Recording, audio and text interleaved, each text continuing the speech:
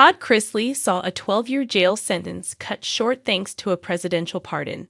However, during his time in prison, he was still able to make an impression.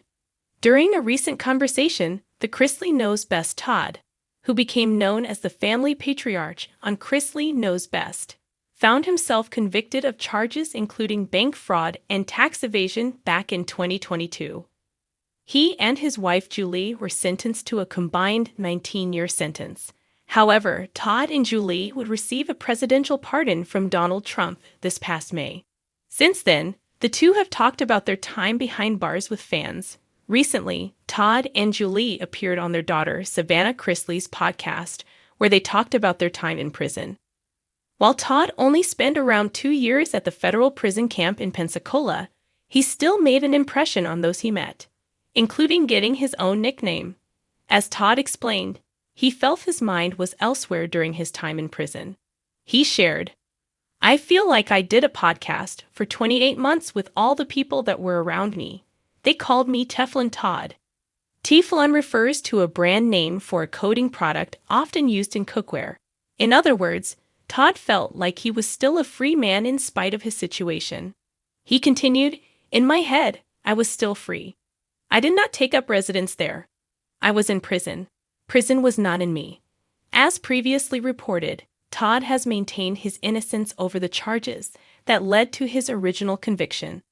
On May 30, Todd touched on this when he appeared at a Nashville press conference alongside his daughter Savannah, who had also advocated for her parents during their time in prison.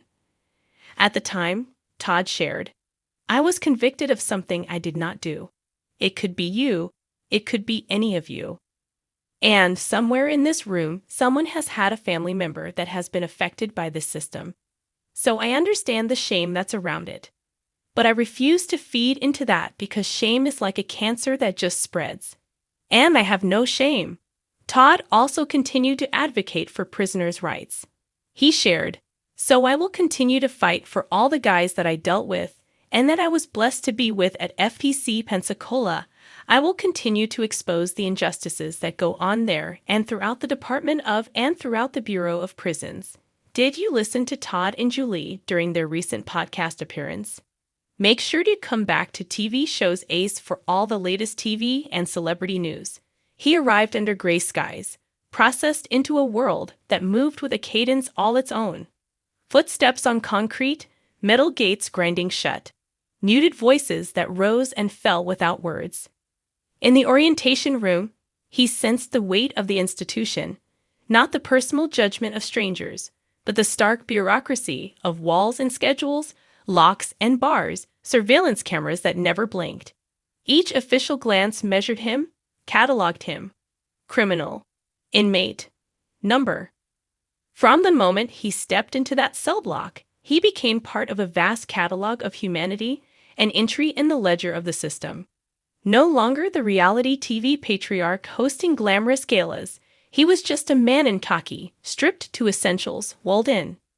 His first night on the cot was punctuated not by dreams, but by the hum of fluorescent lights and ventilation systems. That low, ceaseless drone pressed on his skull, robbing him of any sense that time passed. Minute hand crawled slower here. Hours bled into one another without sunrise or supper bells, until he no longer knew morning from midnight. He learned to exist by rhythms, waking to the clang of wake-up bells, collecting a beige mess of manufactured food, navigating chow hall lines past rows of men whose eyes held a familiarity with deprivation. He watched them move through routines he'd once barely known. Now every motion seemed sacred in this place, taking and returning trays, filing past bars, obeying whistles and murmurs. The first day, he was watched by silent cohorts sizing him up, retired lifers, young hustlers, hardened veterans of prison life. Tattoos spoke stories in arcane code. Jeweled knuckles scratched luck and loss. He hid behind a practiced calm, learning the unwritten rules. Nod when a door opens. Keep your head down. Don't volunteer information. Watch your back. In the communal courtyard, he found solace in movement, walking laps, keeping pace with hardened men who'd walked these asphalt loops for years. It wasn't camaraderie, it was protocol. Respect earned by presence, consistency, restraint. He learned to speak in the quiet, through glances, through steady eyes, rather than by raising his voice. By month 2, he'd settled into a rhythm, though his spirit felt hollow at times. Visits were rare, heavily screened. His name became Chrisley, Todd, hashtag, on stamped envelopes. But letters from family arrived, thin threads of hope that kept outside the barbed wire. He began to observe the power of names here. Everyone had a tag, given, not chosen. Some labeled themselves with pride, others had names assigned by circumstance. Numbers, retired lifers said, are for paperwork. Names are for living. And so each man carved out his identity in whispered reputation and silent deeds. He kept himself busy in ways he never had before. Teaching himself card tricks passed down by older inmates, drawing tiny portraits on scraps of paper, helping others practice their GED tests in the library room.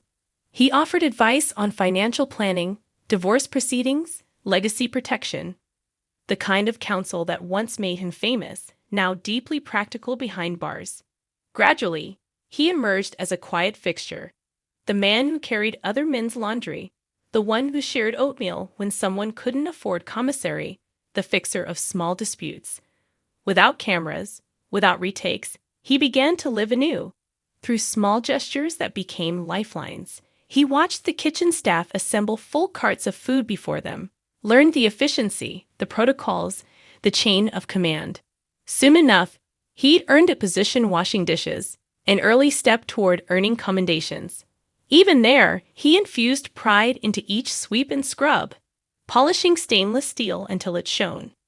The clang of metal became background music to his days. One afternoon, he found himself in a midday meditation session, gathered quietly in a forgotten corner of the rec yard. No invitations were issued. Chairs arranged silently in a circle of fellow travelers seeking reprieve. They sat with eyes closed, breathing, letting hours of murmur and clang slip away in unity.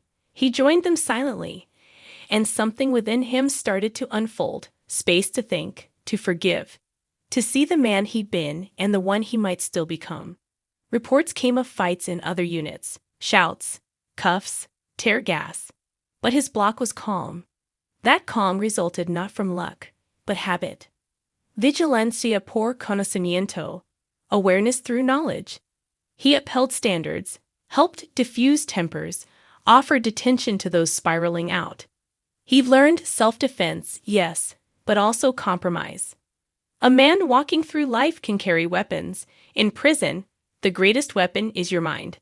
At night, he wrote, not journals or memoirs, instead, reflections on pain, faith, gratitude. He sketched ideas for his kids, thoughts on redemption, essays about humility. No one read them but himself. But in that act of creation, the old world resurfaced, the world of growth, of legacy, of storytelling. By month 6, his presence was known beyond cell block. Guards mentioned him by name during roll call. Other blocks whispered about the calm man who taught free writing classes. Some incarcerated men looked toward him for guidance, or to offload burdens. He learned more about his fellows in weeks behind bars than he ever had under the limelight. One evening, the unit counselor, a volunteer from the warden's office, recognized his efforts. She described behavior reports clean as glass, peer reviews glowing. She suggested he join a peer mentorship program. He listened, nodded, had no eager words, but accepted. Because in this parallel society, roles mattered. Over months, he guided inmates recently arrived who floundered, helped them navigate orientation, adjust to confinement, maintain hope. He didn't direct them by name. He exemplified through quiet consistency. If they mirrored his path, it was enough. Outside, his public persona frayed. News crews buzzed with speculation about his case, debate about accountability. Social media fed hungry fans and critics alike. But inside, beyond the fences, he found a backdrop where none of that mattered. Here was corporeal justice, not headlines. Cellular equilibrium, not press cycles. Endless pavement, not party invitations. One evening, In the big yard accessible to multiple units, a lone man approached, muscular, tall, looked like he carried his own storms. He'd seen him before but never spoken. Now they walked laps, side by side. The man acknowledged his status as a reality show star turned inmate, but without judgment. He asked, silently gestured, about his path here. They walked. And then the man nudged him. Nickname. He paused. He'd become Chrisley in records, Todd in letters. They both knew nicknames mattered. They announced your place, your story, your survival. He closed his eyes briefly, inhaled deep, let the yard's stale air fill his lungs. He considered the men he helped, the battles faced, the nights spent in introspection. The tall prisoner kept pace. There was no hurry. Finally, he looked ahead and nodded. He built that name with effort, behavior, new purpose. It was ready to emerge. He turned